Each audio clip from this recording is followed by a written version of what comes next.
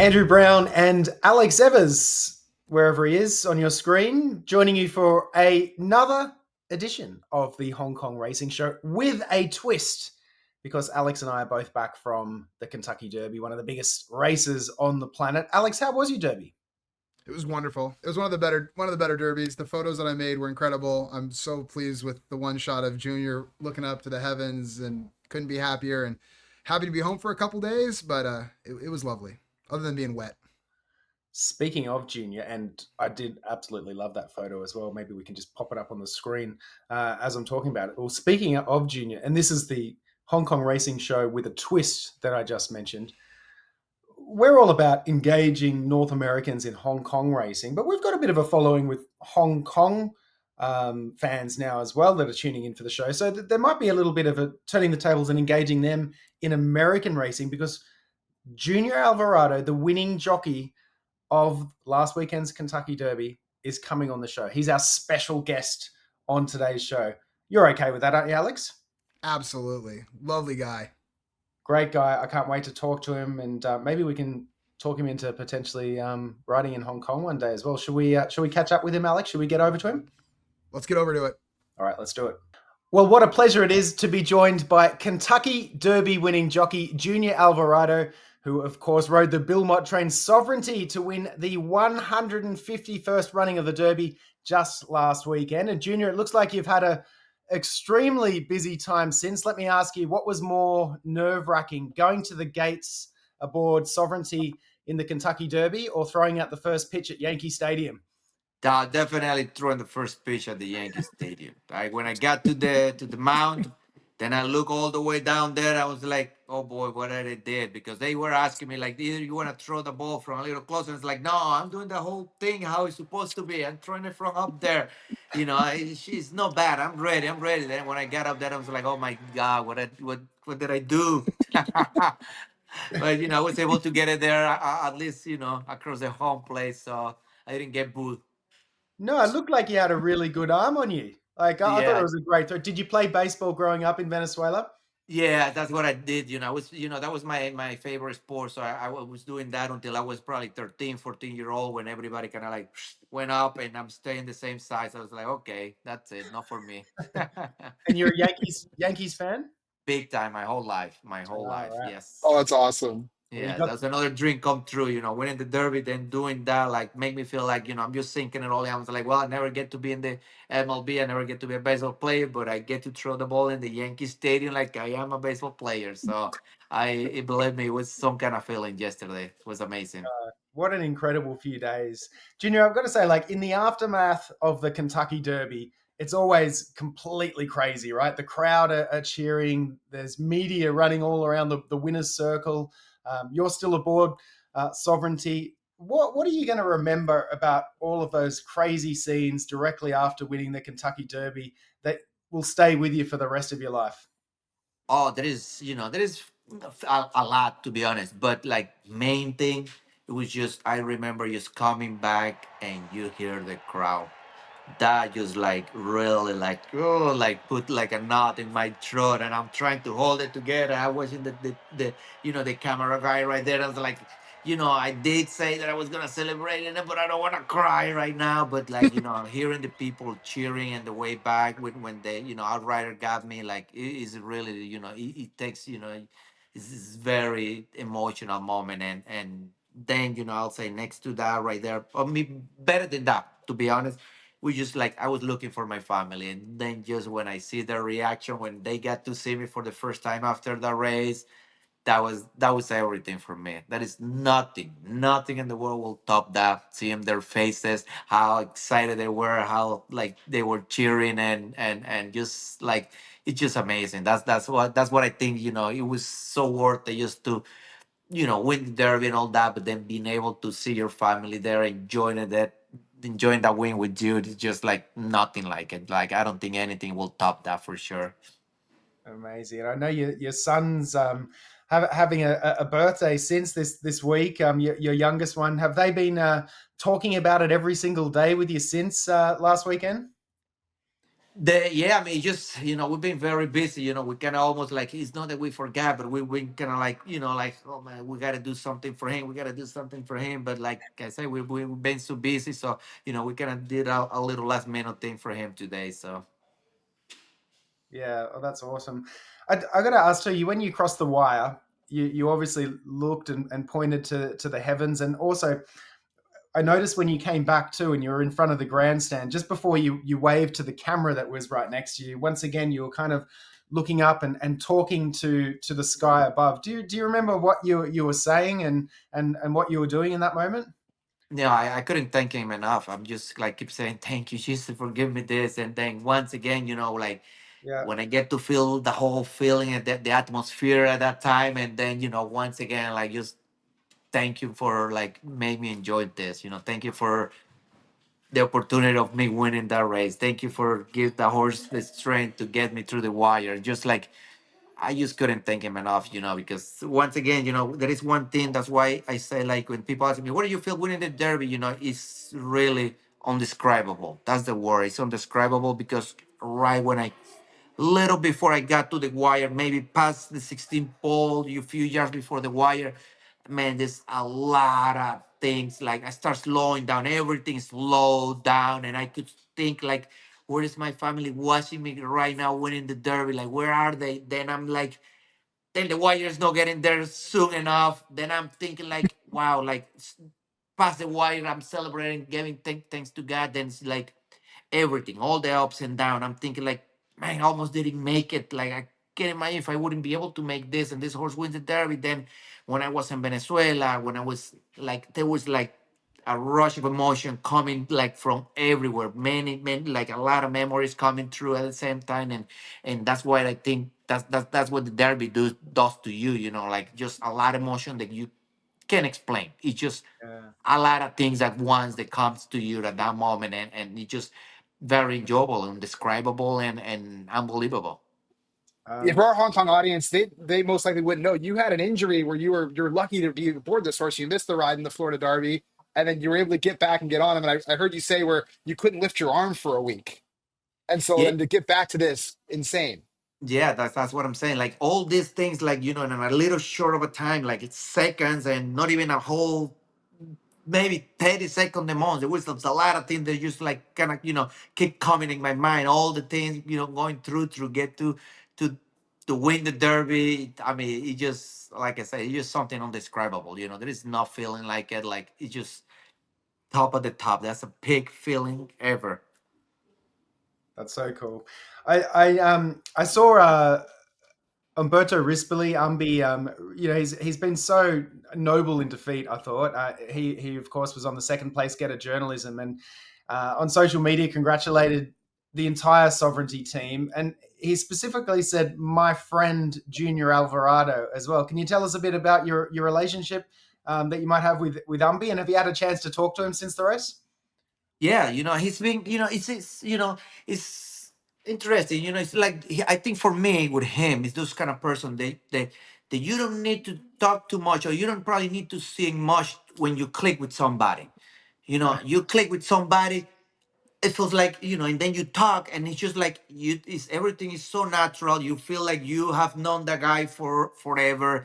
He feels the same way about you, and then I think that's how I feel about him. I think like we don't get to share too much because he rises in California, but Yeah. it's we keep contact, we text each other, we keep like joking each other sometime in Instagram, we make jokes to each other, and every time we get to see each other in the jocks room, we always hug. We talk a little bit about it, family things, and like I say, it's just like I think for me, he's one of those person that I just click with him, and I could see generally, like when we pull up after the wire, and he can actually to me, he gave me a hug. He was petting actually my horse, and saying good job, buddy, to my horse. Yeah. They just very genuine, Yeah. and I love that, and that's why like I say, that's why probably I feel that way with him, that I click with him. He's just he's been very genuine with me, and yes, I mean, we do have a good friendship for sure. You guys are two great role models for the sport to show young kids, and I know you guys both have young kids the sportsmanship, and even if you don't win, to have respect for your opponents and love for the horse and everything like that. I think it's a super positive message. It's the first thing my wife said to me. She said, "You see Umby go pet the horse and congratulate Junior," and I think it's a lovely thing to see in the sport. Oh, very neat, very neat. Believe me, like I said, Javier did the same thing. Javier came to me, he gave me a huge hug and he congratulated me, and I think I'm sure maybe 10 other jockeys, but it's like I say, I think a little different with him with respect, who's a person like I said, right in California, you just click with some person, there's just something, some people that you just click simply. Yeah, well, he's a good friend of this show, Umberto. He's been on a couple of times, Junior, and obviously Umber used to be a great rider in Hong Kong as well. He rode over 120 winners there. And technically, Junior, this is a show where we do discuss a little bit of Hong Kong racing to get North Americans engaged in Hong Kong racing. So I was just going to ask you, do you know much about Hong Kong racing? I do not, to be honest, I do not, but there is like, like a couple, maybe yesterday or the day before, they asked me in interviews, like, you have won the biggest purse race in the whole world and you won like the most prestige race in the world now. What Yeah. is your next goal? And that I said, like, there is two places, Japan and Hong Kong, that I would love to have the opportunity to accomplish that in my career. That for me, I don't even need to win. I just need to go there and have a ride in one of those Let's amazing go. tracks. So that is a IJC. goal. That is a goal for me, Yes.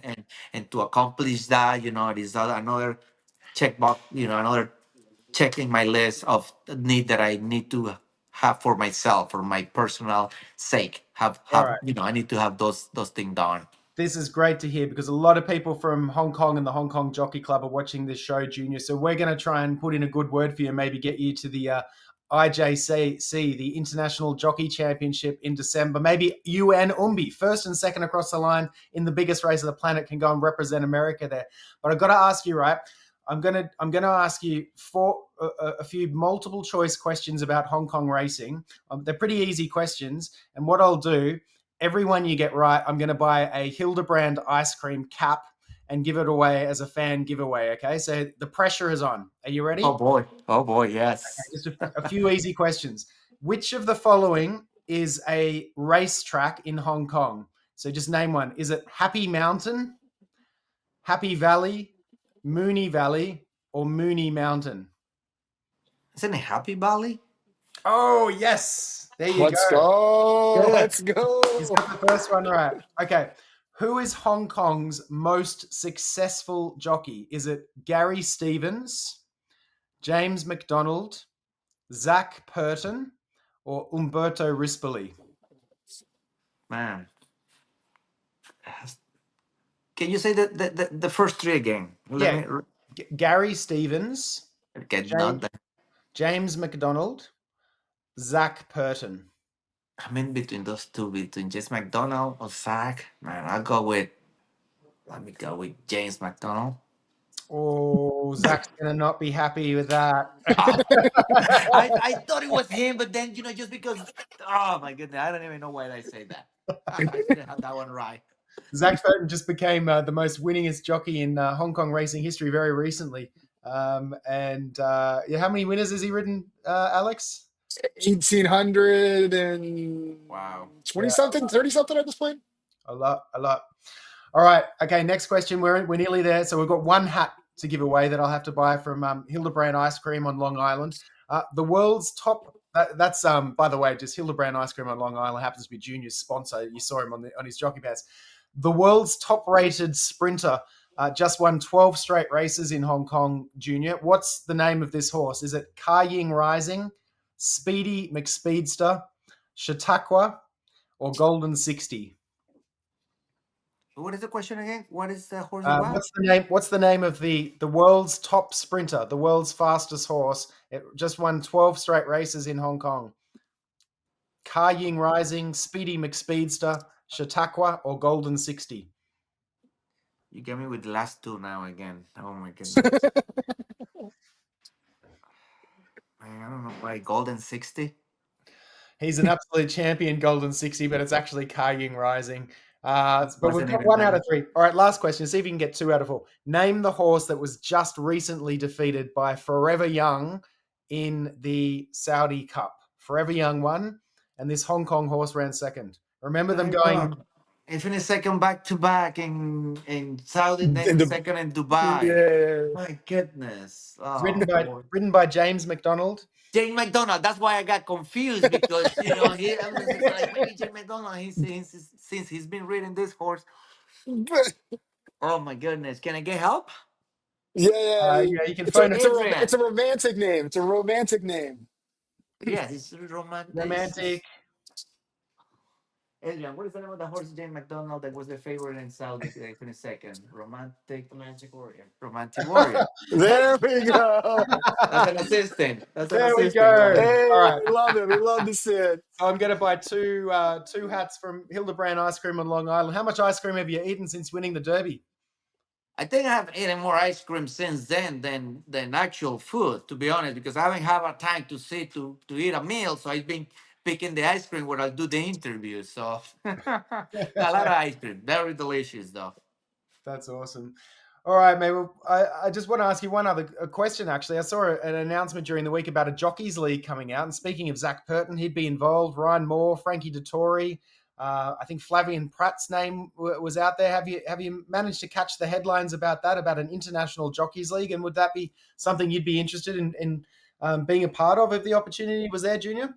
Yeah, I hear about it, but I would love to. Same thing. You when the next flex, I was kind of bummed. I was like, why didn't come to me? Like I won the Saudi last year. Like, listen, I'm like I love to do anything. Like I said, I mean, I'm not going. I love to everything I can do to keep like the sport going, showing like how great of Likewise. horse race, how great horse racing is, and the sport. Listen, they don't have to ask me twice. I'll be on anything, to be honest. Yeah, that's great. Alex, anything else for Junior? No, no, you're a great ambassador. Congratulations. I'm so happy for you and your family. And thank you so much. And keep promoting the sport like the way you do. We No, appreciate you. no, thank you very much. And once again, I'm sorry for the delay a little bit. Traffic in New York, it No. gets crazy sometimes. So, but thank you for everything. Yeah, thanks for coming on, Junior, and we'll stay in touch about IJC in December. Please do. Thank you. So awesome to have Kentucky Derby winning jockey Junior Alvarado on the show. What a great personality he has too. It's got me pumped up for the rest of the show. Although I tell you what, if Zach Purton's watching, I don't think he would have been happy with the way he answered that "Who's the best jockey in Hong Kong?" question. Sorry, Zach. We'll make it up to you some other time. But speaking of Zach, he had a bit of an incident in Happy Valley during the week, didn't he, Alex? Yeah, it was wild. The horse like reared up as they let the barriers fly, and he kind of got launched into the top of the gate and was able to like support himself from the top bars of the gate and climb out. Horse was safe. Everyone was safe. Minor abrasions on the horse, but scary moment. And Zach was able to finish out the card and avoid injury there. But we're always rooting for the friends of this show, Zach, all the guys we've had on. So sending him our best and getting him back in the winner's circle there. Yeah, well, Zach's actually the one that we've had, the jockey that we've had on the show most. In fact, he might actually be the all-time most popular guest on this show. I think 3 appearances, maybe equal with Tim Carroll anyway. He's got to keep riding because he's going to take my job when he gets done. Yeah, true. Actually, that would make a great podcast. We've had Umby and Purton podcast talking racing. How good would that be? Oh God, those guys would together be amazing. We actually also mentioned Golden 60 when we were talking to Junior, or he did, answering one of the questions. And you've got some news about Golden 60 coming up as well, Alex. Yeah, I'm gonna go pay him a visit. Pay the old lad a visit with Vincent and Stanley Chan next week, and see him before we head off to the Champion Chater and see if Voyage Bubble can win the Triple Crown against some steep competition with Dubai Honor, Stellenbosch, and Al Rifa coming over to challenge him. So exciting couple of weeks for me, and exciting couple of weeks for Hong Kong racing, I think. Yeah, absolutely. Very jealous that you're going to go and see Golden 60. I wonder if he'll recognize you. I bet you will have a bit of a twinkle in his eye, but that's awesome. Look forward to seeing all the photos and content that you capture over there in Japan. And of course, then when you go into Hong Kong for the last Group 1 of the season, the Champions and Chater, the race that was won by Rebels Romance last year. All right, well, let's take a look at a couple of the races at Sha Tin this weekend and try and find you a winner. We'll start with the feature race. Take note too, they are racing Saturday at Sha Tin, not the regular Sunday. That means Friday night racing for us here in North America. The feature race is the last of 10. It's the Pok Fu Lam Reservoir Road Handicap, run over the 6 furlongs on the turf. Well, number one Fast Network is looking for 3 straight wins here. He was actually 4th in the Classic Mile a few starts back, but certainly appears to prefer the 6 furlongs. 2 bottom up together. Beaten by Fast Network 2 starts back, but found the winner's circle after victory on the all-weather. 3 Wunderbar. Now, this is the horse that actually beat Kai Rising a couple of times earlier in their careers. 4 Gorgeous Win, finished strongly last out from the wide draw. 5 Invincible Shield, looking for 4 straight wins and drops back to the 6 furlongs or the 1,200 metres. The speed map shows Ladies' Choice taking up the running. I've just got a call from Bill Nader. I better give him a call back in a second. Hey, is that you, Bill? Should we get him on the show? Yeah. I Hey. figured I'd give you a call at some point. Hey, Bill, we're just actually, you're live on the air. It's Alex Evers and I looking at race 10 at Sha Tin on Friday night. If you can pull up the card and find a tip for us while we're talking to you. We've just gone through it now. We've got the speed map. Ladies' Choice is going to take up the running in front. Alex, I'll kick it over to you to give Bill a chance to pull up the field. Look, I've been a fan of Invincible Shield since he got into the barn. He's owned by Stanley Chan, Golden 60 owner, and other partners. Same groom as Golden 60, Gilbert. Amazing guy. I've been following this horse since October about. Lovely, lovely horse. He's been ridden by different riders each time, cutting back from 1,400 to 1,200. And Ryan Moore said he's a 1,200 meter horse after he rode him 2 starts back. Hewitson gets aboard. Pace looks like set up for him. He's a really, really, really talented horse and not a gelding. One of the few no geldings in Hong Kong. Interesting horse, but he's one of my favorite horses in Hong Kong running right now, and I can't wait to see what he does out there. Yeah, right. Like Invincible Shield, Lyle Hewitson goes on, drawn well. I think the cutback suits. He'll be closing late. Gorgeous Win for me for second. Should also close into a pretty solid tempo. And I like Fast Network for third in the feature race at Sha Tin. Friday night North American time. It's a Saturday afternoon card at Sha Tin. All right, Bill. Hopefully we've given you enough time to look at the card. You're being recorded. Thanks for joining us on the Hong Kong Racing Show. And a surprise visitor. We just had Junior Alvarado on the show talking all about the Kentucky Derby, Bill, which was exciting. But who do you like in race 10? Well, first of all, Alex, welcome back. And, Thank you, mate. you've been traveling. A bit. I like Fast Network. I think he'll be favored. I think from the inside gate, he's gonna map to get a great trip from just in advance of midfield, and I think he'll be tough to beat.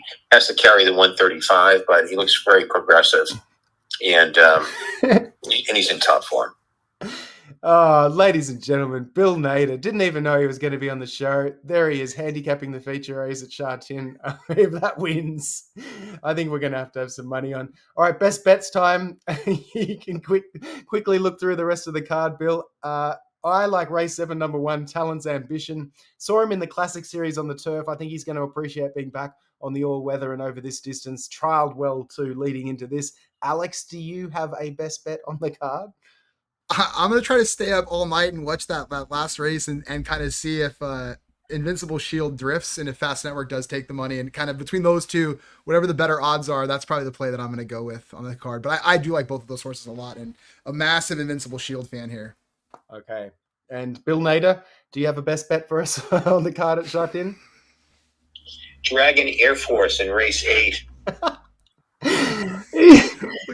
Ricky Yu, Matthew Chadwick, just a very consistent horse on the dirt, and I think he'll be tough. Better gait and stretching out. I think he'll like the stretch out. Dragon Air Force for me. You can take the boy out of Hong Kong, but you can't take the Hong Kong out of the boy. Bill Nader's best bet at Sha Tin on Saturday night. All right, well, I think that wraps up the show. It's been a great show. Awesome to have Junior Alvarado on it. Awesome to have our guest, a surprise guest, Bill Nader, on the show as well. Anything else you want to add, Alex? No, that was awesome. That was one of the most fun shows I've had recording in a long, long time. All right. Well, thank you very much for joining in. Thanks to Bill for phoning in, and we'll catch you next week on the Hong Kong Racing Show.